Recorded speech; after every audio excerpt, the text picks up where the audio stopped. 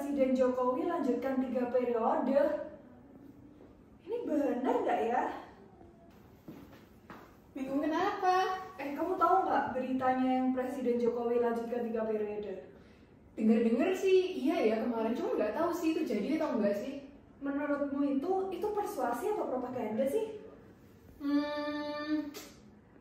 Biar lebih jelas, gimana kalau misalnya kita tanya ke orang-orang nih, kayak mereka tuh paham dan tahu nggak sih sama persuasi sama propaganda ini? Boleh tuh, boleh. Halo Kak, aku mau tanya nih, menurut Kakak perbedaan dari persuasi dan propaganda itu apa? Kalau propaganda itu lebih ke istilahnya apa ya? Mungkin kayak menggulingkan sesuatu atau memutarbalikkan sesuatu. Kalau persuasi kan istilahnya kayak mengajak.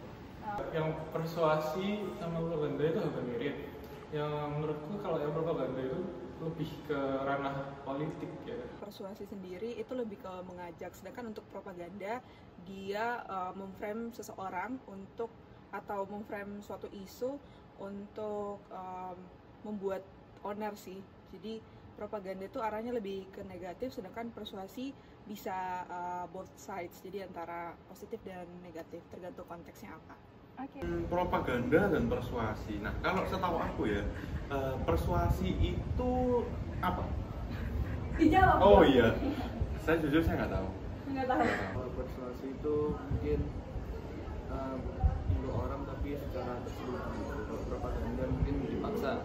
Kalau propaganda itu ada manipulasinya ya, tapi kalau persuasi kayaknya lebih nuansanya lebih positif.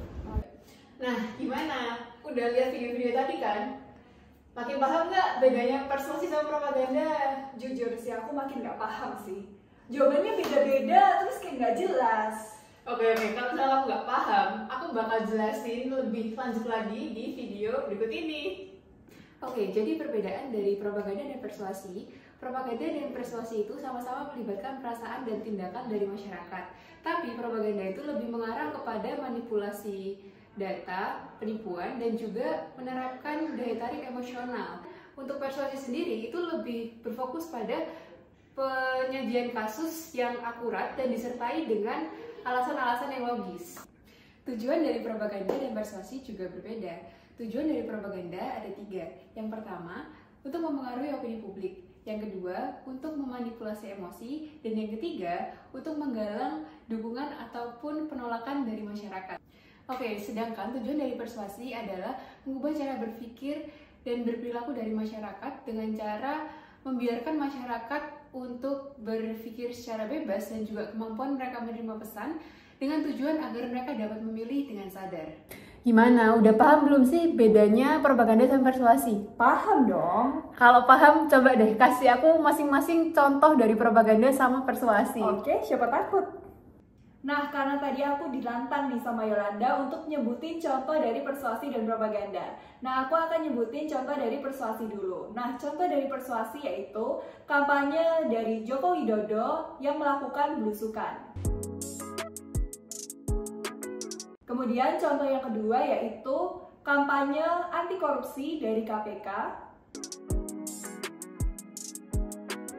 Kemudian contoh yang ketiga yaitu kampanye pemilu damai yang dilakukan oleh KPU.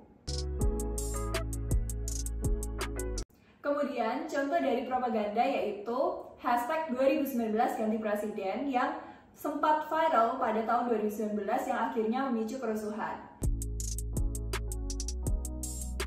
Kemudian pada awal tahun 2024 muncul berita bahwa Presiden Jokowi 3 periode yang akhirnya memicu keributan masyarakat. Nah, sekian penjelasan kami mengenai propaganda dan persuasi. Thank you for watching.